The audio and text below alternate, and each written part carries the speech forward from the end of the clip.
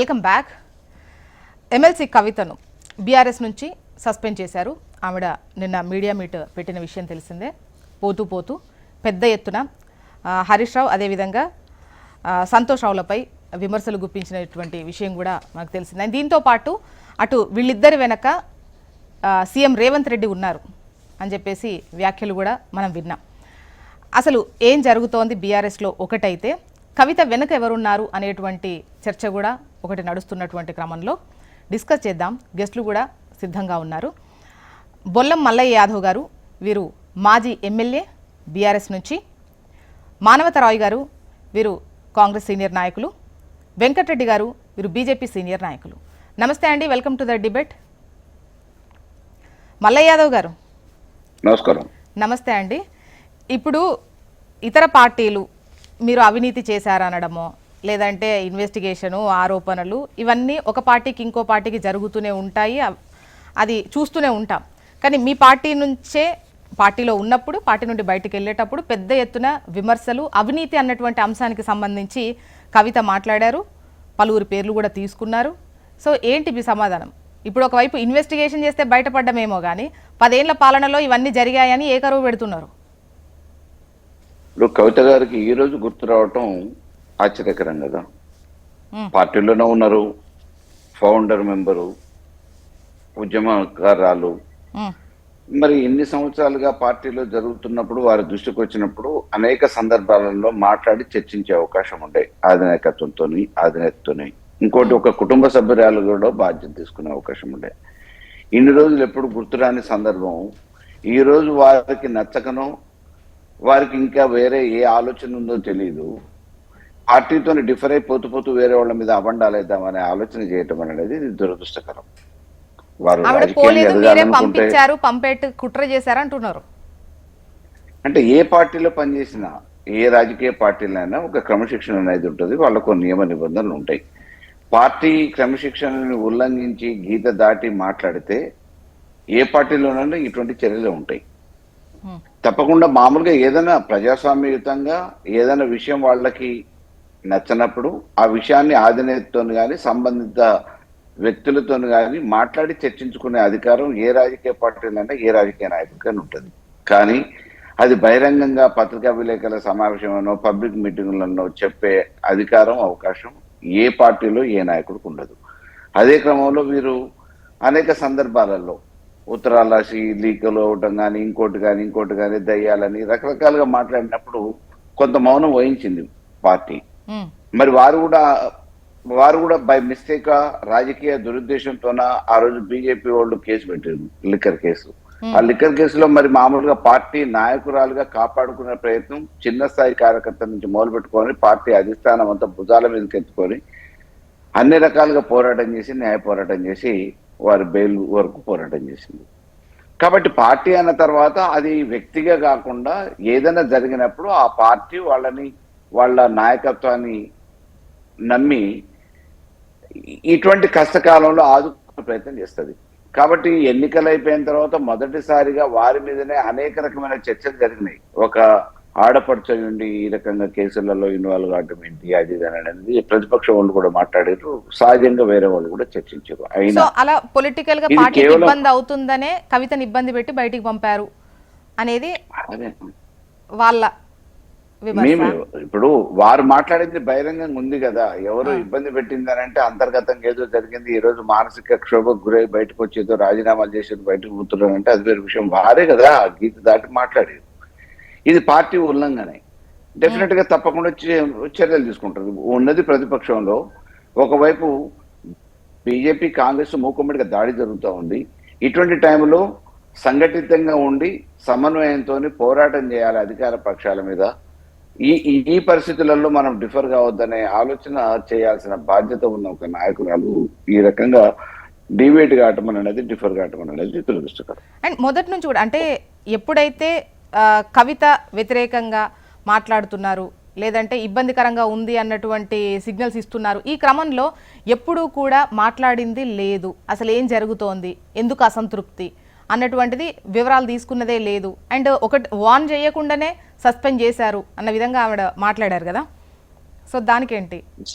Suspend direct చేయటానికి ఆ వాళ్ళు మాట్లాడిన విధానం, వాళ్ళు చేసిన పనిని బట్టి ఆ నిర్ణయాలు ఉంటాయి. ఒక్కోసారి స్టేట్ అవే బహిష్కరణకు వేటు పడుతుంది, ఒక్కోసారి సస్పెన్షన్ అంటారు, ఒక్కోసారి షోకాజ్ నోటీస్ కూడా ఇస్తారు. షోకాజ్ నోటీస్ ఏ పరిస్థితులలో పార్టీకి ఏదైనా అనుమానం వచ్చినప్పుడు, మీ మీద ఆరోపణలు వేరే వాళ్ళు చేసినప్పుడు, దీని మీద ఈ రకమైన ఆరోపణలు ఉన్నాయి, మీరు దానికి సమాధానం చెప్పండి అని చెప్పేసి షోకాజ్ నోటీస్ ఇష్యూ చేస్తారు.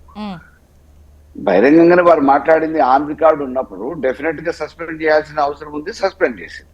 పార్టీలో అంతర్గత ప్రజాస్వామ్యం ఉంది, చర్చించుకునే అవకాశం ఉంది. చర్చించుకునే అంశాలని ఒక రోజు కాకపోతే ఒక రోజు ఓపిక పట్టాల్సిన అవసరం ఉంటుంది. రాజకీయాలలో హత్యలుండవు, ఆత్మహత్యలు ఉంటాయి అని చెప్పేసి చరిత్రలో చెప్తారు. దానికి ఉదాహరణ ఈ రోజు వారికి వారుగా ఉన్న బంగారు భవిష్యత్తుని నాశనం చేసుకొని, ఒక రకంగా ఇది వారి భవిష్యత్తుని నాశనం చేసుకోవటమే. ఆత్మహత్య లాంటిది. రాజకీయాలలో ఎవరో మనల్ని చంపరు, మామూలుగా మనమే ఆత్మహత్యలు చేసుకుంటాం అని అంటే కారణం ఇప్పుడు ఉదాహరణ, ప్రత్యక్ష ఉదాహరణ కవిత గారు. ఓకే, మానవతరాయ్ గారు చెప్తూ వీళ్ళిద్దరి వెనక ముఖ్యంగా చెప్పాలంటే హరీష్ రావు గారికి సపోర్ట్ రేవంత్ రెడ్డి గారు ఉన్నారు అన్నటువంటి వ్యాఖ్యలు మీరు మొత్తం వినే ఉంటారు. సో చెప్పండి. ఇప్పుడు ఎట్లుందంటే వ్యవహారం బీఆర్ఎస్ వాళ్ళది, జాగృతి వాళ్ళది. వెనకటికి మోటు సామెత ఉంది, మొగుడు కొట్టినందుకు కాదు కానీ తోటి కోడలు చూసి పక్కున నవ్వినందుకు తంట వచ్చింది. వాళ్ళ వ్యవహారం వాళ్ళు రేవంత్ రెడ్డి గారు కూడా స్పష్టంగా చెప్పే, నేనుంటే ప్రజలకు ముందు ఉంటా అభివృద్ధిలో, లేకుంటే ప్రజలను ముందు నడిపిస్తా, లేకుంటే వెనకుండి నడిపిస్తా ముందుకు. కానీ వాళ్ళ చెత్త రాజకీయాల్లో, వాళ్ళ కుటుంబ రాజకీయాల్లో నేనెందుకు కలిగించుకుంటా అని ఒక ముఖ్యమంత్రి గారు బహిరంగ సభలోనే మాట్లాడటం జరిగింది. నిజంగా అంత ఆలోచన కూడా మాకు లేదు. ఎందుకంటే నిరంతరం ఈ రాష్ట్రాన్ని ఇందిరామిల్లు కట్టేందుకు, రైతులకు 1,40,000 కోట్ల రూపాయలు ఇచ్చి మరింతగా అభివృద్ధి చేసేందుకు అన్నిటితో రేవంత్ రెడ్డి గారు తప్పిస్తాడు. వాళ్ళు పోయి వాళ్ళకు కొట్టుకొని గిచ్చుకొని గిల్లుకొని ఇక రేవంత్ రెడ్డి గారి మీద పడిస్తే ఎంతవరకు సబబు చెప్పండి? న్యాయమేనా అసలు? తెలంగాణ ప్రజలు అడుగుతున్నామే. వాళ్ళు తన్నుకొని, వాళ్ళు గుద్దుకొని, కుటుంబంలో వాళ్ళు కొట్టుకొని ఇది రేవంత్ రెడ్డి అని అంటే ఎంతవరకు న్యాయం? తెలంగాణ ప్రజలు కూడా చూసి నవ్వుతున్నారు 4 రోజులు. ఆయన ఇంకో అంశం ఏంటంటే, అసలు ఈ కుటుంబంలో కలహాలు నిజమా? ఈ కోణంలో కూడా చూడాలి. వీళ్ళు ఎట్లాంటి వాళ్ళు అంటే జాతరలో జేబు దొంగ లాంటి వాళ్ళు. ఇప్పుడు బీఆర్ఎస్ పని అయిపోయింది కాబట్టి ఏం చేయాలి? అవినీతి ఉచ్చు బిగుస్తుంది. కాళేశ్వరం సిబిఐకి పోయింది. ఇలాంటి రేవంత్ రెడ్డి గారే చర్య తీసుకుంటున్నారు. ఈ నేపథ్యంలో ఏం చేయాలా? బీఆర్ఎస్ అనేది అవినీతిమయం అయిపోయింది కాబట్టి వీళ్ళు ఏం చేస్తారంటే జాతరలో జేబు దొంగ లెక్క అందరు దొంగలంతా కలిసి జాతరగా పోతారు. పోయి ఇద్దరు దొంగలు కొట్టుకుంటుంటే జనం మొత్తం పోగై చూస్తే ఏం జరుగుతుంది? చూసేసరికి జనాల జేబుల్లో పర్సులు మాయమై అట్లా ఉంటుంది ఇలా కథ మొత్తం కూడా. వీళ్ళంతా ఒకటే ఏదో నాటకం ఆడుతున్నారు. ఏది అంటే హరీష్ సంతోష్ రావు మా అవినీతి చేస్తే అది కేసీఆర్ గారి పాత్ర లేదా? అంటే టీఆర్ఎస్ పార్టీలో కేసీఆర్ గారికి తెలవకుండా ఏదైనా జరుగుతుందా? ఉద్యమ సమయంలో కానివ్వండి, ఉద్యమం ముఖ్యమంత్రిగా 10 ఏళ్ల ప్రస్థానంలో కానివ్వండి, వారికి తెలవకుండా ఏమైనా జరుగుతుందా? ఈ తెలంగాణ సమాజం మొత్తం కూడా తెలుసు. కర్త కర్మ క్రియ మొత్తం వారే. కాబట్టి ఇందులో కవిత గారు అన్నారు హరీష్ రావు పాత్ర అవినీతి ఉంది అనకుండా, సంతోష్ రావు అవినీతి అనకుండా అంతా ఉంది. మోకిలాలో 750 కోట్ల పెట్టి ఆయన సంతోష్ రావు శిష్యుడు అయినటువంటి పోచంపల్లి శ్రీనివాసరెడ్డి, ఏమి లేని శ్రీనివాసరెడ్డి 750 కోట్లు పెట్టి ఎట్లా విల్లాలు కడతాడు? అదేవిధంగా హరీష్ రావుకు 1000 కోట్ల ఎట్లా వచ్చినాయి? మరి వాళ్ళకు వచ్చినాయి, మరి కవిత గారికి కూడా ఎట్లా వచ్చినాయి ఫామ్ హౌస్లు? ఇవన్నీ అంటే వీళ్ళ దొంగతనాన్ని, వీళ్ళ అవినీతిని వీళ్ళే బయట పెట్టుకుంటున్నారు. ఇది మాకేం సంబంధం? మాకేమన్నా తెలుసా? మోకిలాలో 750 కోట్లు పెట్టి ఆయన ఇల్లాలు కొడుతున్నాడు, ఆయన స్థితిగతులు మేమేదో రాజకీయంగా ఎదిగిండని మేము అనుకుంటున్నాం. కాబట్టి వీళ్ళు కొట్టుకోవటం వల్ల ఏం జరుగుతుందంటే లూటీ కాబడిన ప్రజాధనం అనేది వెలుగులోకి వస్తుంది. ప్రజలందరూ కూడా చూస్తున్నారు, అమ్మా ఇది నిజమే, కాళేశ్వరంలో జరిగింది నిజమే. నిన్న మా రోజు దెయ్యాలన్నది, మొదట దెయ్యాలంటే మన పేర్లు చెప్పలేము, మొన్నటి దాకా 2 దెయ్యాల పేరు చెప్పింది. అంటే వ్యూహాత్మకంగా కూడా కవిత గారు వ్యవహరిస్తున్నారు. మొత్తం తండ్రిని కాపాడుతున్నారు, అన్నను కాపాడుతున్నారు. మొన్నటిదాకా అన్న మీద విరుచుకుపడ్డారు, అన్నను కూడా విరుచుకుపడ్డారు. ఆయన నాయకుడే కాదు మా నాయకుడు కేసీఆర్ అన్నది. కానీ ఇక్కడ ఏంటంటే బావని తర్వాత సంతోష్ రావుని ఇద్దరి పైన ఈ నెపం నెట్టేసి, అంటే కేసీఆర్ కుటుంబం ఏం చేస్తుందంటే ఈ అవినీతి మరకలన్నీ కూడా హరీష్ రావు కంటిచ్చేసి ఆ ప్రయత్నం చేస్తుంది. ఏది ఏమైనా హరీష్ రావు గారు కూడా మళ్ళీ చెప్పింది 25 మంది ఎమ్మెల్యేలకు కాళేశ్వరం డబ్బులు ఇచ్చిండట 100 కోట్లు వాళ్ళు గెలవటానికి. కాబట్టి ఈ తన్నుకోవటం, వీళ్ళు గుద్దుకోవటం అనేది వాళ్ళ కుటుంబ వ్యవహారం. ఇది మాకు సంబంధం లేనటువంటి అంశం. ముఖ్యమంత్రి రేవంత్ రెడ్డికి ఏ సంబంధం లేదు. ఇట్లాంటి చిల్లర రాజకీయాలు వాళ్ళు చేసినట్టు మేము చేయాల్సిన అవసరం కాంగ్రెస్ పార్టీ కానీ రేవంత్ రెడ్డి గారికి లేదు. కుటుంబాల్లో పోయి కుటుంబాల్లో కలహాలు పెట్టాలి, వాళ్ళందరూ కలవకుంట్ల కుటుంబం కలవకుండా చేసే విధానం కాంగ్రెస్ విధానం కాదు. కాంగ్రెస్ విధానం ఏంటంటే రాష్ట్ర ప్రజలను, రాష్ట్రాన్ని మరింత ఆర్థికంగా గాడి తప్పిన ఆర్థిక వ్యవస్థను గాడిలో పెట్టి మరింత ముందుకు తీసుకుపోవటం, ఇది స్పష్టంగా చెప్తున్నాం. కాబట్టి ఇప్పుడు సిబిఐ కేసు వచ్చేసింది, తప్పకుండా సిబిఐ కేసు ఎట్లుంటది వైఖరి విచారణ, మధ్యంతర ఉత్తర్వుల కోసం కోర్టులు పరిగెత్తారు. కానీ సిబిఐ అనేది ఒకసారి రాష్ట్ర ప్రభుత్వం అప్పచెప్తే వాళ్ళ శైలి వేరే ఉంటుంది. వాళ్ళు దేని మీద ఆధారపడరు, వాళ్ళకి సొంత యంత్రాంగం ఉంటది. ఆ సొంత యంత్రాంగంతోనే ముందుకు పోతారు, ఎవరిని వదిలిపెట్టరు. గాలి జనార్దన్ రెడ్డి అపర కుబేరుడు, గాలి జనార్దన్ రెడ్డికి 7 ఏళ్ళు జైలు శిక్ష పడే విధంగా చేశారు వాళ్ళు. కాబట్టి కాకపోతే కాంగ్రెస్ మీద కక్షపూరితంగా, కాంగ్రెస్ నాయకత్వం మీద అవినీతి లేని కేసులు అవన్నీ కూడా. ఏది మన సోనియా గాంధీ పత్రికను కాపాడుకునే కేసు, బీజేపీ నాయకుడు కేసు పెడితే ఆ మూసివేసిన కేసుని మళ్ళీ బీజేపీ అధికారంలోకి వచ్చిన తర్వాత తిరగదోడడం, ఓకే, అంటే అందులో కనపడతాయి. సిబిఐ కేసులు కాంగ్రెస్ కు సంబంధించి వేసినప్పుడు కక్ష సాధింపుగా వేస్తాయి, బట్ వీళ్ళ దగ్గర మాత్రం క్లియర్ గా వెళ్ళేటువంటి అవకాశం కనపడుతుంది. ఇక్కడ నేరం కనపడుతుంది. ఇక్కడ వాళ్ళే ఒప్పుకుంటున్నారు, కుటుంబ సభ్యులే బయటకు వచ్చి ఇగో ఈయన ఇంత అవినీతి చేసి 750 కోట్ల విల్లాలు సంతోష్ రావు శిష్యుడు పోచంపల్లి శ్రీనివాస్ రెడ్డికి ఎట్లా వచ్చినాయండి మామూలు మధ్యతరగతి వ్యక్తికి? ఇది సాధ్యమైన రాజకీయాల్లో ఆలోచన చేయండి. కాబట్టి తెలంగాణ ప్రజలు మొత్తం కూడా, సమాజం మొత్తం కూడా ఆలోచన చేస్తున్నారు. వారి గుట్టు మొత్తం వారే బయట పెట్టుకుంటున్నారు. కాంగ్రెస్ వాళ్ళు కాదు, కాంగ్రెస్ చెప్పాల్సిన అవసరం లేదు. మన కాంగ్రెస్ మేము మాట్లాడితే కక్షపూరితం అంటారు. చూడండి సోనియా గాంధీ గారి కేసుకి ఈ కేసుకు తేడా చూడండి, కళ్ళ ముందు కనపడుతుంది. అది సొంత పత్రికను కాపాడుకునేందుకు కాంగ్రెస్ కార్యకర్తలకు చందాలు ఇస్తే అందులో ఏదో జరిగిందని చెప్పి వారి మీద నోటీసులు ఇచ్చారు. కాబట్టి ఇక్కడ కళ్ళ ముందు కనపడుతుంది అవినీతి. తెలంగాణ సమాజం మొత్తానికి తెలిసిపోయింది. దయచేసి మా గురించి మా ప్రస్తావనలు తీసుకురాకండి. కాంగ్రెస్ మీద మీరు తప్పు చేసి కాంగ్రెస్ మీద నెడితే ఎట్లా అంటారు? మీరు కొట్టుకొని కాంగ్రెస్ రేవంత్ రెడ్డి పాత్ర ఉందంటే వెంకటరెడ్డి గారి అభిప్రాయం తీసుకుందాం ఒకసారి. కేసీఆర్ గారికి జ్వరం వస్తే రేవంత్ రెడ్డి కారణమా? అట్లుంది వాళ్ళ కథ అంతా కూడా. వెంకటరెడ్డి గారు చెప్పండి. అన్యాయం అండి ఇది. కవిత గారు మాట్లాడిన తర్వాత మీకేమనిపిస్తోంది? అంటే ఏంటి ఇది కుటుంబానికి సంబంధించినటువంటి ఒక అంశంగానే చూడాల్సినటువంటి అవసరం ఉందా, లేదంటే కవిత వెనక ఎవరైనా ఉన్నారు, స్వలాభం కోసం ఈ విధంగా చేస్తున్నారా? అంటే బీఆర్ఎస్ పార్టీ నుంచి కొంతమంది అంటున్నటువంటి క్రమం కనిపిస్తోంది. మమ్మల్ని కావాలనే ఇందులో లాగుతున్నారు అంటే కాంగ్రెస్ అంటోంది, ముఖ్యంగా రేవంత్ రెడ్డి గారు అంటున్నారు. సో మీ ఒపీనియన్ ఎట్లుంది? ఇప్పుడు జ్యోత్స్న మేడం, ముందుగా ఇవాళ బ్యానర్ ఐటమ్ కింద అన్ని పత్రికల్లో వచ్చినటువంటి జిఎస్టీ కౌన్సిల్ తీసుకున్నటువంటి ఒక చారిత్రక ఆర్థిక విధానాలలో సెకండ్ హాఫ్ లో అది తీసుకుంటాము. రాష్ట్రాలు వల్ల రాబడి భద్రతకు సంబంధించి కూడా రిక్వెస్ట్ చేస్తున్నాయి, అది నేను అడుగుతాను మిమ్మల్ని. అదే ఓకే, అది అంతవరకు. ఇప్పుడు మీరు అడిగిన ప్రశ్న ఏంటంటే, గత కొన్ని రోజులుగా 3 మాసాలుగా మరి కవిత గారు తెలంగాణ రాజకీయాలలో మెయిన్ ఐటమ్ కింద కనపడుతున్నటువంటి ఒక అంశం.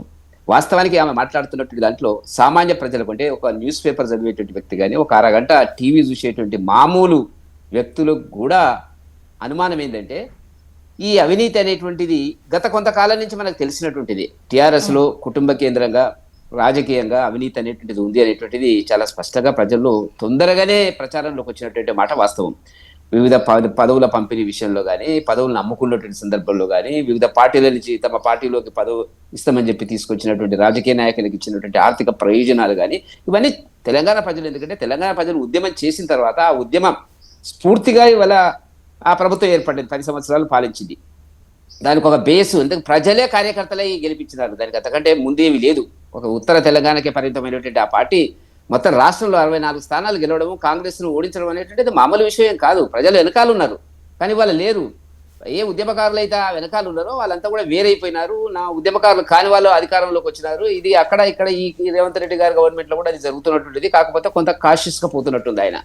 నేనేమంటున్నా అంటే, కుటుంబ కేంద్రంగా అది కేసీఆర్ కానివ్వండి, హరీష్ రావు గారు కానివ్వండి, కేటీఆర్ కానివ్వండి, కవిత కానివ్వండి, చివరికి సంతోష్, ఎందుకంటే సంతోష్కి పెద్దగా ఏమి లేదు. ఆయన ఒక వ్యక్తిగతంగా అనేక రకాలుగా కేసీఆర్కు తో కలిసి ఉండేటువంటి వ్యక్తిగత అంశాలను చూసేటువంటి వ్యక్తి కూడా చివరికి రాజ్యసభ వరకు వెళ్ళినటువంటి ఒక సందర్భాన్ని మనం దృష్టిలో పెట్టుకున్నట్టయితే, కుటుంబ కేంద్రంగా పదవులు, ఆస్తులు, ఆదాయాలు పెంచుకునేటువంటి క్రమం లోపల ఆ పార్టీ ఉందనేటువంటిది ప్రజల్లో ఉన్నటువంటి ఆలోచన, అభిప్రాయము. దాని మీదనే ఇప్పుడు ఎంక్వైరీలు, వ్యవహారాలు జరుగుతున్నట్టు మాట వాస్తవం. ఇప్పుడు ఎందుకంటే నేను చెప్పకూడదు కానీ, ఒక కేటీఆర్ గారికి మున్సిపల్ శాఖ హెచ్ఎండిఏ మేడం, హెచ్ఎండిఏలో నాకు చాలా మంది హెచ్ఎండిఏకి సంబంధించినటువంటి కాంట్రాక్టర్స్ రకరకాల చూసినట్టయితే పెద్ద పెద్ద ప్రాజెక్టులు వస్తాయి. ఇప్పుడు చెప్తున్నారు కదా మోకిలలో నిన్న మా రఘునందనరావు గారు నేనే ఉన్నాను ప్రెస్ మీట్ లో, నేనే ఇంట్రొడ్యూస్ చేశాను. గతంలో మాట్లాడినాడు శ్రీనివాసరెడ్డికి, పోచంపల్లి శ్రీనివాసరెడ్డికి సంబంధించినటువంటి కేసు. అంటే ఏ స్థాయికి ఎదిగినారు అనేటువంటిది నేను చెప్పదలుచుకున్న పాయింట్ ఏంటంటే, ఒక్క 200 కోట్లు 300 కోట్ల ప్రాజెక్టులు క్లియర్ చేస్తే ఎంత పర్సెంటేజ్ వస్తుంది అనేటువంటిది తెలిసినటువంటి విషయం. ఇది అవినీతి లేదు అనేటువంటిది ఆమె మాట్లాడుతున్నది. హరీష్ రావు గారు, సంతోష్ రావు గారు అవినీతి చేసినారు, మిగతా వాళ్ళు చేయలేదంటే నవ్వుతారు. అసలు అందరం చేసిన అవినీతి కనీసం ముక్కు చెంపలు వేసుకొని తెలంగాణ ప్రజలకు మనం క్షమాపణ చెప్దామంటే ఒక అర్థం అన్న ఉంటుంది. కానీ ఆమె కేసీఆర్కి తెలియకుండా, కేటీఆర్కి తెలియకుండా, ఆమెకు తెలియకుండా హరీష్ రావు గారు, సంతోష్ కుమార్ గారు మాత్రమే అవినీతి చేసినారంటే ఎవరు నమ్ముతారు మేడం? అది అర్థం ఉందా ఏమన్నా? కాబట్టి వాళ్ళ ఆస్తులు పెరిగినవి, వాళ్ళ ఆదాయాలు పెరిగినవి, వాళ్ళ అవినీతి పాల్పడ్డారు, రకరకాలుగా పార్టీని ఉపయోగించుకున్నారు, ప్రభుత్వాన్ని ఉపయోగించుకున్నారు. దీంట్లో ఏమి సందేహం లేదు. సరే మీరే ఒకవేళ అడిగితే నన్ను రాజకీయ పార్టీలో చాలా మందికి అట్లాంటి అవకాశాలు దొరుకుతాయి అంటే దొరుకుండొచ్చు. ఒక లిమిట్ ఉంటుంది, పరిమితి ఉంటుంది, సంపాదన కూడా. అట్లా కాకుండా ఇష్టం వచ్చినట్టుగా పదవులు పంపిణీ వాళ్ళ కుటుంబ కేంద్రంగా జరిగింది కాబట్టి వాళ్ళు ఆమె మాట్లాడడానికి అర్థం లేదు. ఏం మాట్లాడాలని అర్థమైతే లేదు. ఇప్పుడు ఆమె యొక్క మానసిక ప్రవృత్తిని మనం ఆలోచించినట్టయితే సహజంగా ఆమెకు నేను అనేటువంటి ఒక ఈగో ఉంది. నేను అందరికంటే ఏం తక్కువ కాదు, కేటీఆర్ కంటే తక్కువ కాదు, హరీష్ రావు కంటే తక్కువ కాదు. కాబట్టి ఆమెకు మంత్రి పదవులు రాలేదు. చాలా విషయాల లోపల నిర్ణయాలు అయినా కాదన్నా కూతురు కాబట్టి కేసీఆర్ గారు అనుకూలమైన నిర్ణయాలు చేసే ఉంటాడు 10 సంవత్సరాల లోపల. చేయలేదని నేను అనుకోవడానికి వీల్లేదు. ఓడిపోతే కూడా మళ్ళీ పదవులు ఇచ్చినట్టు చేసినాడు. ఇప్పుడు ఆమె ఏంటంటే ఒకటే, ఇప్పుడు దాని వెనకాల రేవంత్ రెడ్డి గారు ఉన్నారా లేరా మనం చెప్పలేము ఇప్పుడే. కానీ ఏదో ఒకటి అయితే జరుగుతున్నటువంటి అంశం. ఎందుకంటే మా వైపు చూసేటువంటి మా మీద చాలా గుర్రుగా ఉంది ఆమె. ఎందుకంటే సిబిఐ ఆమెను ఈడీ కేసు పెట్టి జైల్లో పెట్టింది అనేటువంటిది ఉంది. చాలా సందర్భాల ఈ 3 నెలల్లో మా మీద మాట్లాడినట్టు తీవ్రమైన విమర్శలు చేయడం జరిగినటువంటిది. నేనేమంటున్నా అంటే కాంగ్రెస్ వైపు అయినా ఎందుకుంటది? మీ వైపు గుర్రుగుంటే ఒక వైపు రేవంత్ రెడ్డి గారు సపోర్ట్ ఉంది అన్నటువంటి ఇటువంటి వ్యాఖ్యలు చేస్తున్నప్పుడు అప్పుడు కాంగ్రెస్ వైపు చూసే అవకాశం. రేవంత్ రెడ్డి గారు తీసుకుంటున్న నిర్ణయాలు కూడా మనకు పైకి చాలా ఆదర్శవంతంగా కనపడ్డప్పుడు కూడా, నేను కక్కిస్తాను పిసిసి ప్రెసిడెంట్ గా ఉన్నప్పుడు కాళేశ్వరానికి సంబంధించి జైల్లో ఒక డబుల్ బెడ్రూమ్ ఇల్లు కట్టిస్తా, దాంట్లో పెడతా, నేను రాగానే అరెస్ట్ చేస్తా అని చెప్పినటువంటి 20 మాసాలుగా వేసినటువంటి కమిషన్ ఇచ్చినటువంటి తీర్పును రిపోర్టుని ఆధారంగా చేసుకుని చివరికి ఏం నిర్ణయం చేసినారు? తర్జన భర్జన పడి చివరికి సిబిఐకి ఇచ్చినారు. పైన రాహుల్ గాంధీ గారి దగ్గర నుంచి, ఖర్గే గారి దగ్గర నుంచి జేబు సంస్థలు, మోదీ గారి జేబు సంస్థలు, ఈడీలు, సిబిఐలు, ఇప్పుడు ఈసీని కూడా కలిపినారు, ఎలక్షన్ కమిషన్ కలిపినారు. మాట్లాడేటువంటి వాళ్ళు ఆల్ ఆఫ్ సడన్ గా యూటర్న్ ఎందుకు తీసుకున్నారు అనేటువంటిది ఆలోచించవలసినటువంటి విషయం. తమకు అవకాశం వచ్చింది కదా, మీరు గతంలో చెప్పినారు కదా, కక్కిస్తాను డబ్బులు అన్నారు కదా, జైల్లో పెడతామన్నారు కదా రేవంత్ రెడ్డి గారు. ఇవాళ సిబిఐకి వచ్చినప్పుడు కొన్ని ఆదర్శాలు చెప్తున్నారు. అది జాతీయ స్థాయిలో ఉన్నది, సంస్థలు ఉన్నాయి, ఫైనాన్షియల్ ఇన్స్టిట్యూషన్స్ ఉన్నాయి. ఇది తెలియదా? మొదలు 20 మాసాలు వేస్ట్ చేసి కాలాన్ని చేసి ఇప్పుడు మా కోర్టులోకి బాలను కొట్టినట్టు మాట వాస్తవం. దానికి మేము వెనక్కి తప్పకుండా ఎంక్వైరీ జరుగుతుంది, పద్ధతి ప్రకారం ఇబ్బంది. కాకపోతే ఇబ్బంది అనిపిస్తుందేమో ఇన్వెస్టిగేషన్ ఏమంటారు మేడం? ఇబ్బంది ఏమో అంటే ఇప్పుడు మాకెందుకు ఇచ్చారంటున్నారా? కావాలని అడిగి మేము కావాలని అంటున్నాము. మేము కావాలంటే మా మీద ఆరోపణలు చేస్తున్నారు కదా, అది సమాధానం చెప్పాలి కదా. అంటే రాహుల్ గాంధీ గారి వల్ల ఈడీ సిబిఐ బాగా పర్ఫెక్ట్ గా పనిచేస్తున్నాయని ఒప్పుకున్నట్ట, ఆ మాట చెప్పాలి కదా. బాగా పనిచేస్తున్నాయని చెప్పాలి, ఒప్పుకున్నారా చెప్పమంటున్నాం. మేము వెనక్కిపోవడం లేదు. మేము చేయాల్సిన కార్యక్రమాలన్నీ చేస్తాం. మేము డిమాండ్ చేసిన మాట వాస్తవం. దాని మీద మా మీద చేసిన విమర్శ ఏంది? మీరు వాళ్ళు కొల్లుడైతారు, మీకు అవకాశం ఇస్తే వాళ్ళని లొంగ తీసుకునే ప్రయత్నం చేస్తారని చెప్పి రేవంత్ రెడ్డి గారు, కాంగ్రెస్ నాయకులు, తెలంగాణ కాంగ్రెస్ నాయకులు ఎన్ని సందర్భాల్లో మాట్లాడినారు మేడం? ఇవాళ ఎందుకు వచ్చినారు? అవకాశం వచ్చింది కదా, మీరెందుకు ఫైల్ చేస్తలేరు? ఎఫ్ఐఆర్ ఎందుకు ఫైల్ చేయలేదు? అంటే వాళ్ళకి రాజకీయ భవిష్యత్తులో బీఆర్ఎస్ తో పోయేటువంటి అవకాశాలు ఏమాత్రం ఒక 5% 10% ఓట్లు ఉన్నట్టయితే మేము తీసుకునే చర్యల వల్ల మాకు కొన్ని అనిపిస్తోంది. అంటే బీజేపీ బీఆర్ఎస్ ఎక్కడ కలిసిపోతాయో, కలవనివ్వద్దు, సిబిఐ ఇచ్చేస్తే అయిపోతుంది ఆ లెక్కలో వెళ్ళారు. ఉండొచ్చు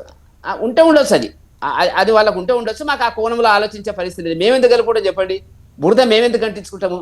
ఏమైనా అంటించుకుంటే వాళ్ళు ఇప్పుడు వాళ్ళకు స్పష్టంగా కనపడుతున్నట్టు ప్రజలు కామన్ మ్యాన్ అడుగుతున్నటువంటిది, రేవంత్ రెడ్డి గారి చేతుల్లోకి అస్త్రం వచ్చిన తర్వాత దాన్ని ఎందుకు అస్త్ర సన్యాసం చేసిండు అనేటువంటిది ప్రజల్లో కామన్ మ్యాన్, పేపర్ చదివే మామూలు వ్యక్తి అడుగుతున్నటువంటి, యువకుడు అడుగుతున్నటువంటి ప్రశ్న. మాకు తీసుకుంటే రాజకీయ కక్షతో తీసుకున్న చర్యలు ఇందులో అసలు మ్యాటర్ లేదు, నివేదిక కూడా చెత్తబుట్టలో వేయాల్సిన నివేదిక అని చెప్పేసి అంటున్నారు. కాబట్టి చర్యలు ఏమైనా తీసుకుంటే ఇది కక్షపూరితంగా అవుతుంది. సో సిబిఐ ఎంక్వైరీ కనుక జరిగితే, సో మీరు మంచి ఇన్వెస్టిగేషన్ కదా సిబిఐ ఇన్వెస్టిగేషన్.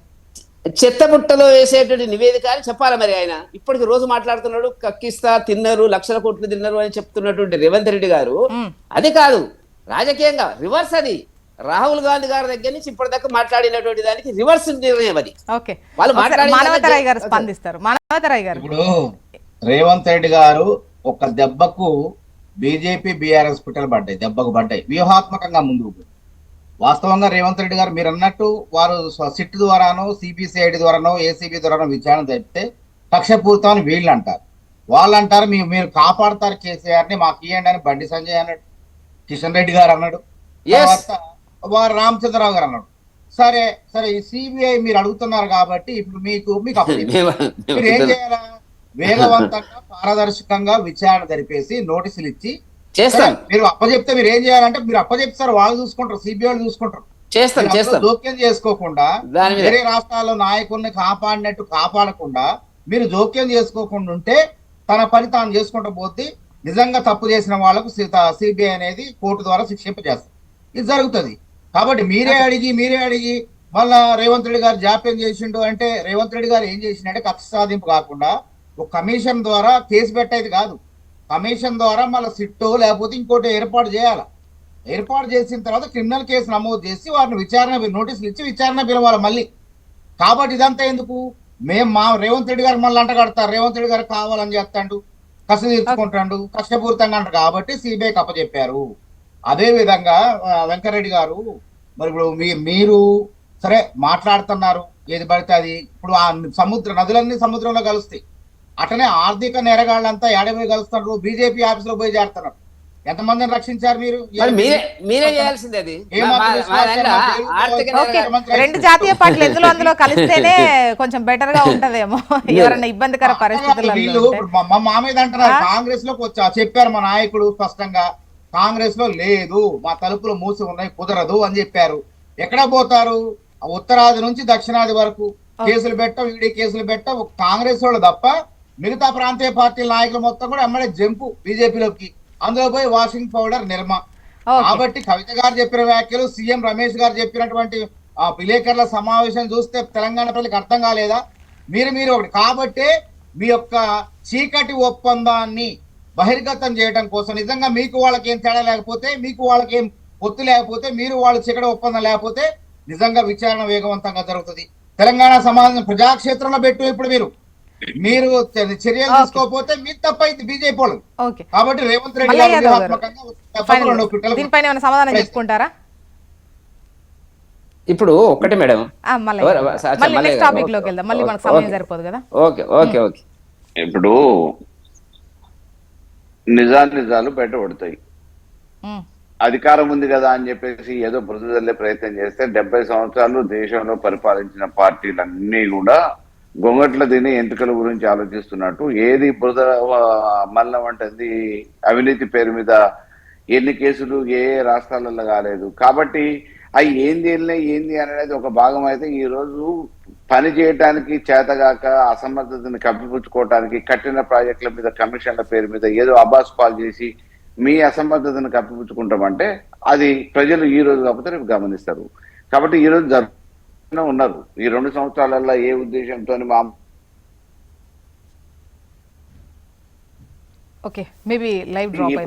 జరిగిందనేది గత ప్రభుత్వం ఏంది ఈ ప్రభుత్వం ఏంది అనేది ప్రజలు ప్రత్యక్షంగా గమనిస్తున్నారు.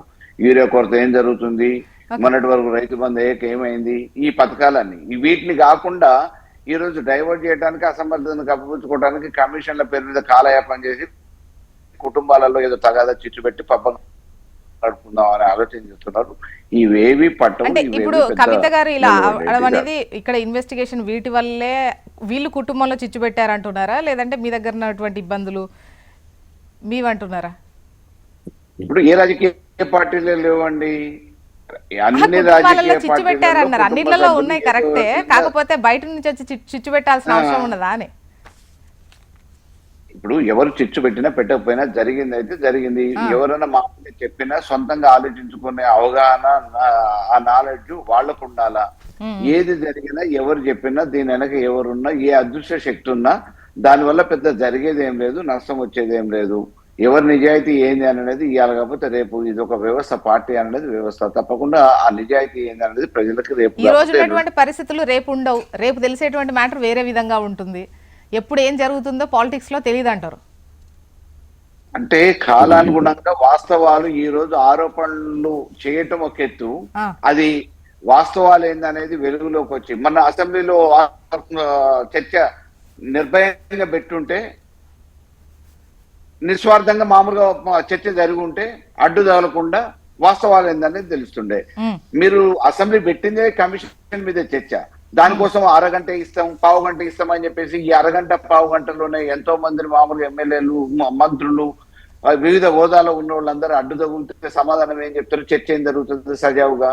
కాబట్టి చర్చ మీరు పెట్టాలనుకున్నప్పుడు కమిషన్ పేరు మీద ఆ చర్చని సజావుగా 2 రోజులు కానీ 4 రోజులు కానీ పెట్టి విషయాలు ప్రజలకు తెలియజేసే విధంగా ఉంటే బాగుంటుంది.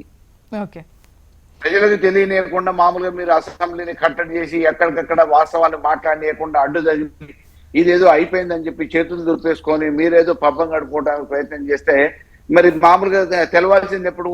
న్యాయస్థానంలో రేపు తెలవాలా. న్యాయస్థానం ట్రయల్స్ ఎప్పుడు జరుగుతాయి? వాస్తవాల్ని మామూలుగా వాళ్ళు వివిధ హోదాలలో ఎంక్వైరీలు చేసిన తర్వాత వాస్తవాలు కోర్టులోనన్నా ప్రజాక్షేత్రంలో తెలవాలి. కాబట్టి కాలం అనేది నిర్ణయిస్తుంది. ఓకే, చూద్దామండి మరి ఏం జరుగుతుందో. నెక్స్ట్ టాపిక్లోకి వెళ్దాం. జిఎస్టీకి సంబంధించి ఇప్పటి వరకు ఉన్నటువంటి 4 స్లాబుల్లో 2 స్లాబులను తీసేసి 5% 18% స్లాబ్లకు మార్చినటువంటి క్రమంలో ఆల్మోస్ట్ నిత్యావసరాల ధరలు అనేటువంటి కూడా తగ్గేటువంటి అవకాశం ఉంది. ఒక విధంగా చెప్పాలంటే సామాన్యులకు ఇది పండగ లాంటి వార్త, డౌట్ లేదు. కాకపోతే రాష్ట్రాలకు సంబంధించి రాబడి భద్రత అనేది చాలా ముఖ్యం, అవసరం. స్లాబులు తగ్గించినప్పుడు డెఫినెట్గా జిఎస్టీ వసూళ్లు కాస్త తగ్గుతాయి, రాష్ట్రాల రాబడి తగ్గుతుంది. సో కేంద్రం దానికి సంబంధించినటువంటి భద్రత ఇవ్వాలి అని చెప్పేసి రాష్ట్రాలు ఎక్స్పెక్ట్ చేస్తున్నటువంటి క్రమంలో ముందుగా వెంకటరెడ్డి గారు మేడం, మీరే ఇప్పుడు చెప్పండి. గత 10 సంవత్సరాలలో భారతదేశ ఆర్థికాభివృద్ధి అనేటువంటిది అంతర్జాతీయంగా కానీ స్వదేశంలో కానీ ఒక సుస్థిరమైనటువంటి దారిలో ప్రయాణం చేస్తున్నటువంటిది ఆ వివిధ ఇండికేషన్స్ కానివ్వండి, సూచికలు కానీ చెప్తున్నటువంటి అంశం. ఇవాళ భారతదేశం అనేటువంటిది మన్మోహన్ సింగ్ గారి కాలంలో 11వ స్థానంలో ఉన్నటువంటి, ప్రపంచంలో 11వ స్థానంలో ఉన్నటువంటి ఆర్థిక వ్యవస్థ ఇవాళ 5వ స్థానానికి రావడం అనేటువంటి చాలా గొప్ప విషయం. భారత ప్రభుత్వం అనుసరించినటువంటి మోదీ గారి నాయకత్వంలో తీసుకున్నటువంటి అనేక సంస్కరణలు కానివ్వండి, పారిశ్రామిక విధానాలు కానివ్వండి, విదేశీ పెట్టుబడులకు సంబంధించిన ఆకర్షించేటువంటి పద్ధతులు కానివ్వండి, ప్రభుత్వ నిర్వహణలోనూ ఎలాంటి కరప్షన్ లేకుండా చేసినటువంటి పాలసీల యొక్క ప్రభావం అనేటువంటిది వల్ల మీరు ఒక ఫస్ట్ క్వార్టర్ ఇవాళ చూస్తే మనకు 3 రోజుల కింద వచ్చినటువంటి రిపోర్టు ప్రకారంగా 6.8% జిఏ గ్రోత్ అనేటువంటిది వల్ల కనపడుతున్నటువంటిది. అమెరికా లాంటి ఆర్థిక వ్యవస్థలు అతలాకుతలమవుతున్నటువంటి పరిస్థితుల, యూరోపియన్ దేశాలు ఇబ్బందులు పడుతున్నటువంటి పరిస్థితుల, 145 కోట్ల జనాభా కలిగినటువంటి భారతదేశం యొక్క అభివృద్ధి అనేటువంటిది చాలా సుస్థిరంగా అదే పద్ధతి లోపల ఒకే పద్ధతిలో ప్రయాణం చేయడం అనేటువంటిది చాలా గొప్ప గర్వకారణం. ఈ జిఎస్టీకి వచ్చేటప్పటికి ఈ జిఎస్టీకి సంబంధించింది మేడం, ఇవాళ కాంగ్రెస్ వాళ్ళు చాలా సందర్భాల్లో మాట్లాడతారు జిఎస్టీ అది ఇది అనేటువంటిది. మన్మోహన్ సింగ్ గారి ఆర్థిక సంస్కరణలో ఇది ఒక భాగం. ఇది వాస్తవానికి ఆయనకు క్రెడిట్ పోతుంది దాంట్లో. చాలా విషయాల్లో మన్మోహన్ గారు తీసుకున్నటువంటి ఆర్థిక సంబంధం, రాజకీయం కాదు ఆర్థిక సంబంధమైనటువంటి విషయాల లోపల దాన్నే కొనసాగుతుందా మోదీ గారు. సార్ చిన్న సబ్మిషన్, అంటే జిఎస్టీకి సంబంధించి వాళ్ళు వ్యతిరేకించట్లేదు, వాళ్ళ నిర్ణయము, వాళ్ళు కూడా అప్పుడు చెయ్యాలనుకున్నారు. కాకపోతే జిఎస్టీ పరిధిలోకి తీసుకొచ్చినటువంటి చాలా అంశాలు కావచ్చు, జిఎస్టీ స్లాబ్లకు సంబంధించి కావచ్చు, అంటే పెద్ద ఎత్తున ఈ నిత్యావసరాలకు సంబంధించి వాటి అన్నిటిపైన కూడా ప్రజలకు భారం పడుతోంది అనేది కదా వాళ్ళు మాట్లాడిన విషయము. నిజమే మేడం. ఇప్పుడు తగ్గించిందని వాళ్ళు స్వాగతిస్తున్నారు. ఆర్థిక వ్యవస్థలో సంస్కరణలు ప్రవేశపెట్టినప్పుడు కొన్ని వ్యక్తులకి, కొన్ని సముదాయాలకు, కొన్ని సమాజానికి కొద్ది ఇబ్బంది అవుతున్నటువంటి పరిస్థితి మాత్రం. జిఎస్టీ అనేటువంటిది వచ్చిన ఆదాయాన్ని తిరిగి దేశంలో ఉండేటువంటి సామాజిక అభివృద్ధి కోసం, వివిధ వర్గాల అభివృద్ధి కోసం ఖర్చు పెడతారు అనేటువంటిది మనం గుర్తుపెట్టుకోవాలి. ఇప్పుడు నేను ఒక 10 రూపాయలు కడితేనే కదా ప్రభుత్వానికి ఆదాయం వస్తుంది. నేను 10 కట్టను నాకు ఇంకేమి ఇస్తావు అనేటువంటి పద్ధతులు కాదు కదా ఇది. వ్యక్తిగత జీవితంలో ఎట్లుంటుందో అట్లాగే ఉంటుంది ఇది. ప్రభుత్వం దగ్గర డబ్బు ప్రింట్ చేయడం కాదు కదా, డబ్బు ప్రింట్ చేసేటువంటి యంత్రం ఉంటాయి, ఆటోమేటిక్గా ప్రింట్ చేయొచ్చు. ఇప్పుడు ఒక ఇంట్లో ఒక రూమ్ లో మిమ్మల్ని బంధించి 1,00,000 రూపాయలు ఇస్తా, మీరు ఏం చేస్తారంటే మీకు కనీసం బ్రెడ్ కూడా దొరకదు, చాక్లెట్ కూడా దొరకదు. వస్తువులు, ఉత్పత్తి, పంపిణీ, వీటికి సంబంధించి చలామణి వేగము, డబ్బు అనేటువంటి ఒక అర్థశాస్త్రం అదంతా కూడా. దాంట్లో ఇవల్ల మనకు ఒక సుస్థిరమైన ఆర్థిక వ్యవస్థలో మనం ప్రయాణం చేస్తున్నాం అనేటువంటి అభిప్రాయం వచ్చిన తర్వాత జిఎస్టీ కౌన్సిల్ తీసుకున్నటువంటి నిర్ణయం చాలా గొప్ప నిర్ణయం. ఇంతకుముందు ఉన్నటువంటి 5% నుంచి 28% ఉన్నటువంటి రేట్లన్నీ కూడా 5% నుంచి 18% రావడము, మీరు అన్నట్టుగా మధ్యతరగతి అల్పాదాయ వర్గాలకు వాడుతున్నటువంటి అనేక అంశాల మీద విమర్శలు వచ్చినాయి. దీని మీద బీమా పాలసీ మీద వేసినారు, లేకపోతే కూరగాయల మీద వేసినారు, కవర్ల మీద వేసినారు, రకరకాల చర్చ జరిగినటువంటి మాట వాస్తవం. కాబట్టి వాళ్ళ ఒక సుస్థిరమైన ప్రయాణంలో దారిలో భారత ఆర్థిక వ్యవస్థ ప్రయాణం చేస్తున్నప్పుడు దాని యొక్క ఫలితాలు కొన్ని ఇబ్బందులు వచ్చినటువంటి మాట వాస్తవం, కొన్ని వర్గాలు అధికంగా చెందించినటువంటి మాట వాస్తవం, ప్రభుత్వానికి ఆదాయం వచ్చినటువంటి మాట వాస్తవం. తిరిగి దాన్ని పెట్టుబడి రూపం లోపల వివిధ వర్గాల లోపల ఖర్చు పెట్టినప్పుడు వాటికి వచ్చినటువంటి పరిస్థితి ఫలితాలను ఇవాళ ప్రజలకు బదలాయించాలనేటువంటిది మోదీ గారు చేసినటువంటి ఒక నిర్ణయం యొక్క ప్రభావమే నిన్న తీసుకున్నటువంటి ఒక చారిత్రక సంస్కరణ విధానం అని చెప్పి భారతీయ జనతా పార్టీ భావిస్తున్నటువంటి సందర్భం. మీరు చాలా విషయాల మీరే చెప్పినారు, అనేకం చెప్పినారు. ఇవాళ పత్రికలో మెయిన్ ఐటమ్ కింద వచ్చింది 5 నుంచి 18% రావడం అనేటువంటి చాలా గొప్ప విషయం. నేను ఎందుకంటున్నా అంటే ఇప్పుడు పెట్రోల్ కు సంబంధించినటువంటి విషయంలో కూడా నిర్ణయాలు జరగాల. ఇప్పుడు చాలా రాష్ట్ర ప్రభుత్వాలు ఏమంటున్నాయి మేడం అంటే, ఇవి ఇక్కడ ఏదో మాట్లాడుతున్నారు, రాజకీయంగా మాట్లాడుతున్నారు కొన్ని ప్రతిపక్ష పార్టీలు, కాంగ్రెస్ సంబంధించినటువంటిది కానీ, లేకపోతే మమతా బెనర్జీ కానీ, లేకపోతే స్టాలిన్ లాంటి ముఖ్యమంత్రులు మాట్లాడుతున్నారు. కానీ ఆదాయాలు వాళ్ళకు వస్తున్నాయి, వీళ్ళకి వస్తున్నాయి, వాళ్ళకు వస్తున్నాయి, వీళ్ళకి వస్తున్నాయి. ఆదాయాలు కూడా జీఎస్టీకి వచ్చేటువంటి వసూలు కేంద్ర ప్రభుత్వం రాష్ట్ర ప్రభుత్వాలు పంపిణీ చేస్తున్నటువంటి మీరు ఏ బిల్లులో చూసినప్పుడు కూడా సమానంగా లేదు. ఇప్పుడు జీఎస్టీ వద్దు అనట్లేదు, ఇది స్వాగతిస్తున్నారు. కాకపోతే స్లాబ్స్ తగ్గించడం వల్ల డెఫినెట్గా ఇప్పుడు 18% ఉన్నది 5%, 12 ఉన్నది 5%. కొన్నిటికి అసలు జిఎస్టీయే లేదు. సో ఈ క్రమంలో రాష్ట్రానికి రావాల్సినటువంటి రాబడి తగ్గుతుంది కదా. ఇప్పుడు వచ్చేటువంటి రాబడిలో 50% ఆల్మోస్ట్ వీటి పెన్షన్లు వాటికి అదే విధంగా జీతాలు వాటికే వెళ్ళిపోతుంది. మిగతా పథకాలకు వాటి అన్నిటికి కూడా కావాలి. ఎందుకు తగ్గదండి? తగ్గుతుంది. రాష్ట్రాల పర్సెంటేజ్ ఖచ్చితంగా కరెక్టే మీరు అనేది మేడం. ఒక ఆర్థిక వ్యవస్థ అనేది రాజకీయ కోణంలో ఒక ఆర్థిక ప్రణాళిక, బడ్జెట్ ప్రతిపాదనలు వేరు, వాస్తవమైన యథార్థ ఆదాయాల ఖర్చుల మధ్య ఉండేటువంటి విషయాలను అవగాహన చేసుకొని ప్రవేశపెట్టేటువంటి పద్ధతి వేరు. దురదృష్టవశాత్తు ఈ దేశంలో చాలా ప్రాంతీయ పార్టీలు అప్పటికప్పుడు ఎన్నికల కోసము ప్రజలను మభ్యపెట్టేటువంటి పద్ధతి లోపల అలవి కానీ అమలు కానీ ఊహాజనితమైనటువంటి పథకాలను ప్రజల్లోకి తీసుకెళ్లినటువంటి పరిస్థితి ఉంది. ఇప్పుడు మీరు చూసినారు 2018, 24 ఎన్నికల లోపల, 23 ఎన్నికల లోపల అసెంబ్లీలో మా బడ్జెట్ మా మేనిఫెస్టో వేరు, కాంగ్రెస్ వేరు, బీఆర్ఎస్ వేరు. వెంకటరెడ్డి సార్ రాబడి అయితే తగ్గుతుంది కదా, దానికి ప్రొటెక్షన్ కావాలి, భద్రత కావాలంటే ఆదాయానికి ఎక్కడండి? ఇప్పుడు మీరు పెట్టేటువంటి ఖర్చులకి ఉండాలి, నేను కాదంటే లేను. మీరు విపరీతమైనటువంటి ప్రణాళికలను ప్రజలను భారతీయ జనతా పార్టీ ఏం చేసింది అని అంటారు వాళ్ళు. ఇప్పుడు మీ రాష్ట్రాల్లో ఈ స్కీములు ఉన్నాయని మాట్లాడుతుంటారు. మీరు చూసినారు కదా, మీరే మా అనేక సందర్భాల్లో చర్చకు సాక్ష్యం కదా. మీరు ఇచ్చినారా? ఇది ఉచితంగా ఇచ్చినారా? అట్లా ఉచితంగా ఇవ్వాలంటే మాకు వీలు కాదా? తెల్ల కాగితం పెన్ను మా దగ్గర లేదా భారతీయ జనతా పార్టీ రాయడానికి? ఒక సుస్థిరమైన ఆర్థిక వ్యవస్థ ఏర్పడాలి ఈ దేశంలో, దాని ఫలితాలు ప్రజలకు అందాలని మేము ఆలోచిస్తాం.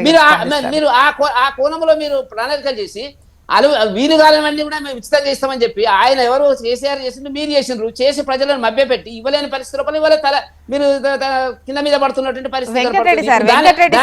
అన్ని రాష్ట్రాలకు ఒక్కంతే ఇస్తారు కదా, వాళ్ళ జనాభాను బట్టి ఏం ఎక్కువ కదా. అప్పుడు అడుగుతారు కదా మీ దగ్గర ఇచ్చారా లేదా అని. వీళ్ళు అన్ని రాష్ట్రాలు నిజమే, మీకు కావాల్సిన బడ్జెట్ ఎంతో మీరు ఆలోచించకుండా దానికి పరిమితులు లోపడి మీరు ప్రణాళిక రూపొందించాలి. రూపొందించకుండా మీ అనేక వాగ్దానాలు చేసి మాకు డబ్బు సరిపోతలేదు, కేంద్ర ప్రభుత్వం ఇస్తలేదంటే దానికి ఎవరు బాధ్యులు? ఒకసారి మానవతరాయ్ గారు స్పందిస్తారు. మానవతరాయ్ గారు, ఇది బీహారు, గుజరాత్ ఎన్నికల మందులా కనపడుతుంది జిఎస్టీ తగ్గింది. నిజంగా బీజేపీకి ప్రేమ కనపట్టలే. ఆ ఎన్నికల్లో ఏదో రకం గెలవాలి. సామాన్య వస్తువుల పైన కూడా తగ్గించారు, విద్య, ఆరోగ్యం కొన్ని వస్తువుల పైన కూడా తగ్గించారు, కార్లు, లగ్జరీ కార్లు వాటిపైన కూడా తగ్గించారు. సరే, ఏది ఏమైనప్పటికీ ఎన్నికల కోసం కాకుండా ఇది శాశ్వతంగా ఉండేటట్టు చూసుకో. పేద ప్రజల పైన భారం పడకుండా ఆర్థిక వ్యవస్థ అనేది ముందుకు తీసుకోవాలి. అది అభివృద్ధి అంటే అంతే. అదే విధంగా ఇప్పుడు ఏమైతుంది, 2 లక్షల కోట్లు ఏడాదికి 2 లక్షల కోట్లు రాష్ట్ర ప్రభుత్వాలు వాళ్ళ యొక్క ఆదాయాన్ని కోల్పోతే ప్రత్యామ్నాయంగా ఏం చేయాలా? హానికరమైన వస్తువులు ఏవైతే ఉన్నావో, అంటే మద్యం కానీ ఇట్లాంటి సిగరెట్స్ ఇట్లాంటివి ఉన్నాయి కదా, వాటి మీద పెంచుకోవాలి. తర్వాత ఖరీదైనటువంటి వ్యక్తులు ఉపయోగించే వస్తువులపైన, వాటిపైన, అనేక రకాలైనటువంటి ఇతర వస్తువులపైన కూడా దాని జిఎస్టీ పెంచాలి. అట్లా దాన్ని రాష్ట్ర ప్రభుత్వాలకు ఆదాయం వచ్చే విధంగా చూసుకోవాల్సిన బాధ్యత కూడా కేంద్ర ప్రభుత్వం పైన ఉంటది. కాబట్టి ఇది ఒక రాజకీయంగా కాకుండా ఇప్పుడు చేసింది అయితే ఓకే, అందరూ అన్ని పార్టీలు కూడా దీన్ని సంతోషపడుతున్నాయి, నేనేం ఇబ్బంది పడట్లేదు, తగ్గేయటం మంచిదే. కానీ మేము ఒకటే అంటున్నాం, బీజేఆర్ఎస్, గుజరాత్, బీహార్ ఎన్నికల కోసమేనా అనే ఆలోచన ప్రజల్లో కలగకుండా దయచేసి ఈ విధానాన్ని కొనసాగించండి. భారత ఆర్థిక వ్యవస్థ గతంలో మన్మోహన్ సింగ్ గారే అసలు ఆర్థిక సంస్కరణ తీసుకొచ్చారు. పివి నరసింహరావు గారు, మన్మోహన్ సింగ్ గారు, వారు దేశం ఏ స్థితిలో ఉంటే ఏ స్థితికి తీసుకొచ్చారో కూడా తెలుసు. ఆర్థికవేత్తలు ఉండరండి, గుర్తు పెట్టుకోండి. ఉద్వేగవేత్తలు ఉంటారు తప్ప ఆర్థికవేత్తలు ఉండరు. ఎందుకంటే నిర్మలా తప్పది. సీతారామన్ గారు మన్మోహన్ సింగ్ గారు బతుకున్నంత వరకు ఆ బిల్లు పెట్టేప్పుడు ప్రతిసారి పోయి వారింటికి పోయి కలిసి సూచనలు తీసుకునేవారు. మంచిదే, నేను కాదంటం లేదు. కాకపోతే ఇలా 200 లక్షల కోట్ల అప్పు ఉన్నది భారతదేశానికి. తెలంగాణ రాష్ట్రానికి 7.5 లక్షల కోట్లు అయితే భారతదేశానికి 200 లక్షల కోట్ల అప్పు ఉంది. కాంగ్రెస్ మీ చేతిలో పెట్టినప్పుడు ఎంత అప్పు ఉంది తెలుసా? 45 లక్షల కోట్లు మాత్రమే. మీరు ఈ 11 ఏళ్లలో దాన్ని 3 4 పెద్ద మీ ఎత్తున అప్పులు చేశారు. మీరు చేసిన అప్పులు ఏదో కాబట్టి- చెప్పాలా? నెలకు 10,000 కోట్లు, తెలంగాణలో 2 లక్షల కోట్లు ఇప్పటి వరకు అప్పులు చేసిండ్రు. అదే ఆ చర్చ. మీరు తెలంగాణ చర్చ. GST ఇప్పుడు మేము కట్టేదానికే ఇవ్వట్లేదు. మేము ఎందుకు రూపాయి ఇవ్వరండి? 35 పైసలు కూడా ఇవ్వట్లేదు. ఓకే, మీరు. ఇప్పుడు ఇవ్వాలి మానవతరాయ్ గారు కదా, మీ GST ఉద్దేశం అనేది ఏంటి? అంటే ఏంటి? చెయ్యొద్దు. ఇప్పుడు మీరు రాష్ట్రానికి చేయడం వల్ల- రావాల్సినటువంటి ఆదాయం కాస్త తగ్గేటువంటి క్రమంలో మీరు మీరు కేంద్రం నుంచి ఏం బీఆర్లో ఎక్స్పెక్ట్ చేస్తున్నారు? 2 లక్షల ఎంత కోట్లు ఎక్స్పెక్ట్ తగ్గుతుంది చేస్తున్నారు? మేడం. సంవత్సరానికి ప్రతి రాష్ట్రం, మన రాష్ట్రమే కాదు. ఇది చేసి మీరు బీహార్లో గెలుస్తుందా బాధ? ఒక్క నిమిషం కాబట్టి ఇది వెంకటరెడ్డి గారు. మేము చెప్పే అంశం కాదు. ఆ. ఎన్డీఏ పాలిత ప్రాంతాల ఆర్థిక మంత్రులు సైతం లేవనెత్తిన అంశం ఏది? GST. మంచిదే కదా. కాబట్టి ఈ విధంగా మరీ హానికరమైన వస్తువులు, ఇతర ఆహా, వస్తువులు మానవతరాయ్ గారు, ఈ హానికరమైన వస్తువులు వీటికి సంబంధించి 40% స్లాబ్ లో పెట్టారు దాన్ని. మిగతా వాటికి సంబంధించి 5% తగ్గించారు. ఇవి 2 మాత్రం చేశారు, మిగతా వాటిని తీసేశారు.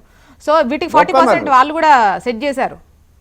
ఆయన ఇప్పుడు రాష్ట్రాలు ఇప్పటికే వివక్షతో, తెలంగాణ గాని దక్షిణాది రాష్ట్రాలు వివక్షతో అతలాకుతలం అవుతుంది. ఉమ్. మనకి యువకులు ఎదిరించుకుంటా అన్నిట్లో, ప్రతి దాంట్లో, బడ్జెట్ లో, తర్వాత ప్రాజెక్టుల విషయంలో ఆంధ్రాకు చూడండి, ఆంధ్రాకు 15,000 కోట్లు ఇచ్చారు, పోలవరానికి డబ్బులు ఇచ్చారు, విశాఖ స్టీల్ డబ్బులు ఇచ్చారు. మరి పాలమూరు రంగారెడ్డికి లేదు, బయ్యారం ఉక్కు ఫ్యాక్టరీ గతి లేదు. మెట్రో ప్రాజెక్టు విజయవాడకి ఇచ్చారు, విశాఖపట్నానికి ఇచ్చారు. ఇక్కడ ఫేజ్ 2 ఇవ్వమంటే దానికి ఒప్పుకోవట్లేదు. ఓకే. ఇప్పుడు ఒకసారి మల్లయ్య యాదవ్ గారి వాయిస్ రాష్ట్రాలు అనేక నష్టాలు పోతాయి. మనది గొప్ప కూడా కాదు. పోయింది, అంతా పోయింది, ఇంత ఫైనల్ గా మీ పోయింది, వాయిస్ తీసుకుంటా. 30% వెంకటరెడ్డి గారు, ఫైనల్ గా మీ వాయిస్ తీసుకుంటా. మల్లయ్య యాదవ్ గారు, మీరేమంటారు? అంటే ఈ స్లాబ్స్ తగ్గించి 2గానే సెట్ చేశారు, 4 స్లాబ్స్ తీసేసి 2గా సెట్ చేశారు. ఈ హానికరమైన పదార్థాలు వీటికి సంబంధించి మాత్రం 40% స్లాబ్లో పెట్టారు. మీ ఉద్దేశం ఏంటి? అంటే రాష్ట్రాల ఆదాయం తగ్గుతుంది అనుకుంటున్నారా దీనివల్ల?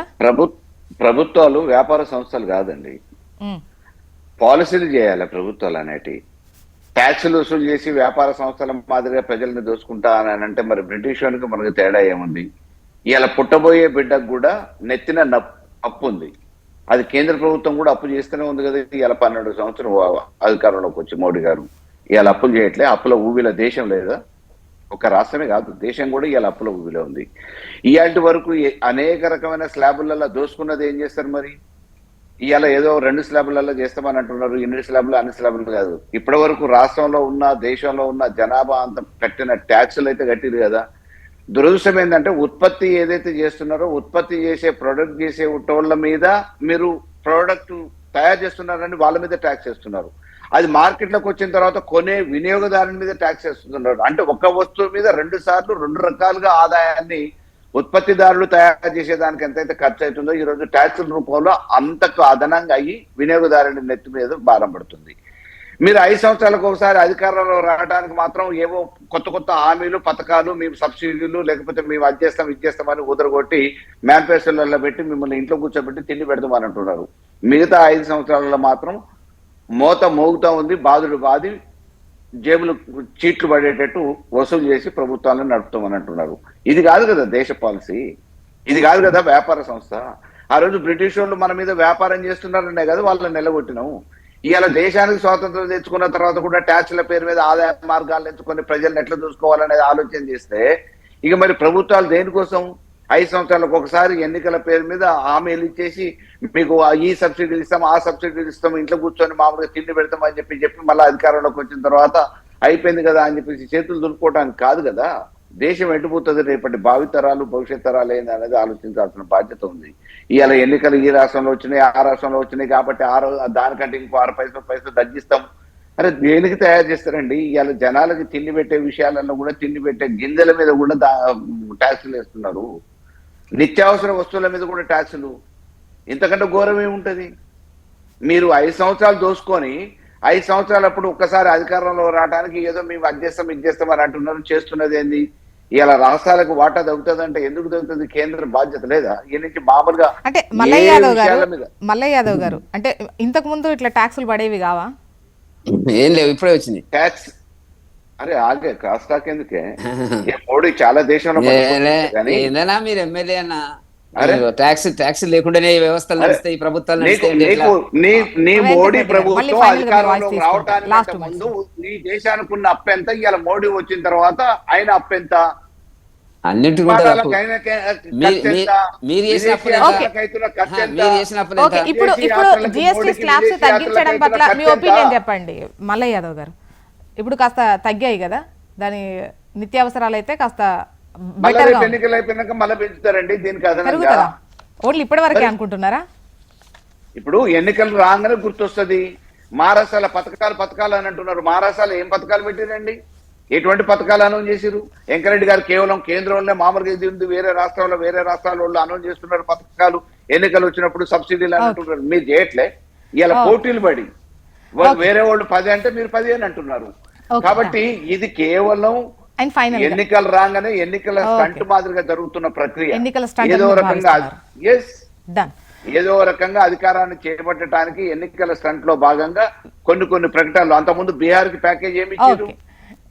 ఓకే ఓకే వెంకటరెడ్డి గారు ఈవెన్ జిఎస్టీ స్టార్టింగ్ లో కూడా మొదలైనప్పుడు కూడా రాష్ట్రాలకు కేంద్రం హామీ ఇచ్చింది, ఏదైతే మీకు తగ్గుతుందో ఆదాయం అది మేము భర్తీ చేస్తాము అన్నటువంటి విధంగా కొన్ని సంవత్సరాలు అది నడిచింది. ఇప్పుడు ఈ స్లాబ్స్ తగ్గడం వల్ల కాస్త తగ్గేటువంటి అవకాశం ఉంటుంది, దానికి భరోసా ఎక్స్పెక్ట్ చేస్తున్నారు. ఎవరు దీన్ని తప్పు పట్టట్లేదు, ఈ స్లాబ్ తగ్గడం వల్ల నిత్యావసరాలు అందుబాటులోకి వస్తాయి అని సంతోషమే వ్యక్తం చేస్తున్నారు. కానీ రాష్ట్రాలకు ఇప్పుడు ఆల్రెడీ ఫిక్స్ అయినటువంటి ప్రోగ్రామ్స్ చాలా ఉంటాయి, నిధులతో కూడుకున్నాయి. సో సడన్ గా ఇంత తగ్గింది అని అంటే వాళ్లకు దొరకదు, మళ్ళీ అప్పే శరణ్యం అవుతుంది. సో దానికోసం కేంద్రం పట్ల రాష్ట్రాలు పెడుతున్న ఇది రెక్విజిషన్ అనుకోండి. ఇప్పుడు ఒకటి మేడం, నిన్న జిఎస్టీ కౌన్సిల్లో ఈ చర్చ కూడా వచ్చింది కూడా. ఇప్పుడు రాష్ట్రాల ఆదాయాలు తగ్గినప్పుడు ఏం చేయాలా అనేటువంటి దాని కింద, రాష్ట్రాలు అంటే కేవలం వాళ్ళే కాదు కదా, మా రాష్ట్రాలు బీజేపీ పాలిత రాష్ట్రాలే 20 ఉన్నాయి మాకు. కాబట్టి వాటి పట్ల దృష్టి పెట్టాలా కేంద్ర ప్రభుత్వం, సరి అయినటువంటి పద్ధతుల సంప్రదింపుల ద్వారా వాటికి ఒక పరిష్కార మార్గాన్ని వెతికేటట్టు. ఇప్పుడు కేంద్ర ప్రభుత్వం దగ్గర ఉండే డబ్బు అది విదేశాలకు పోదు కదా మేడం, రాష్ట్రాలకే వస్తుంది కదా. ఏ పరిస్థితుల్లో అయినా కూడా కేంద్ర ప్రభుత్వ స్కీములు ప్లస్ రకరకాలుగా వస్తాయి. అదేదో కేంద్ర ప్రభుత్వం పాకిస్తాన్ ప్రభుత్వం అన్నట్టుగా చాలా మంది మాట్లాడుతున్న దేశం అట్లా కాదు. నెంబర్ 1 అది చర్చ, దాని గురించి పరిష్కారం కూడా ఉంటది. ఇప్పుడు కేంద్ర ఎన్డీఏ రాష్ట్రాలకు నేను చెప్పని నిధుల విషయంలో గానీ కొరత ఉండదు, కానీ ప్రతిపక్ష కాంగ్రెస్